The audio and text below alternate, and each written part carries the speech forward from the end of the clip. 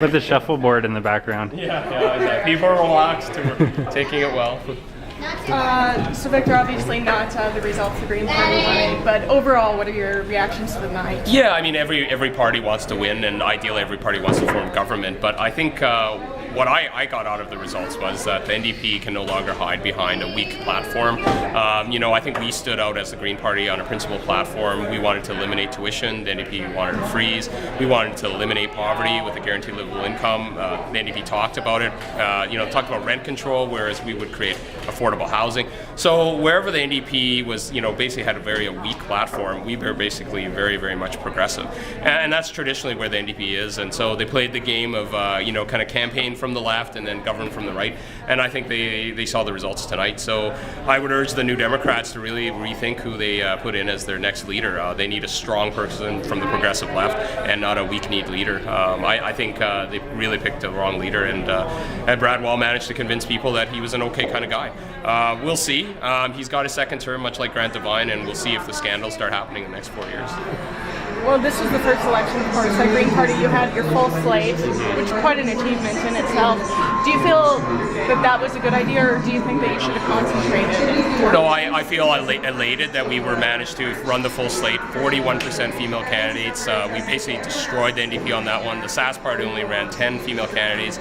Both parties now need to go back and examine their nomination process. I think female voters are going to start looking at us as a viable alternative in 4 years, and they're going to have to, all parties are going to have to adjust that to that, critique.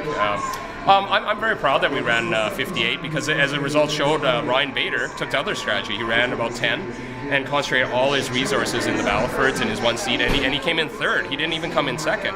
He came in a distant third. So, I came in third, and I had a full slate. So, I think it teaches the Liberal Party that, to be taken seriously, you do have to run enough seats, and ideally a full slate, I think, to really show people that you're serious. And it takes a lot of dedication. I did want to say to all the wives and the families of the leadership candidates, a big thank you to them.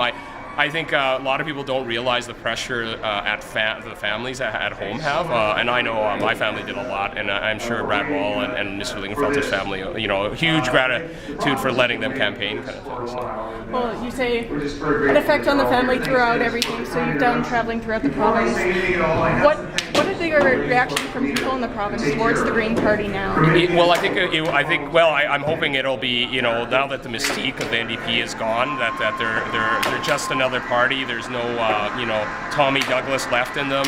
Any party can represent the dream of Tommy Douglas, a progressive world, a world that the Occupy movement is trying to come to grips on and somehow present to the public.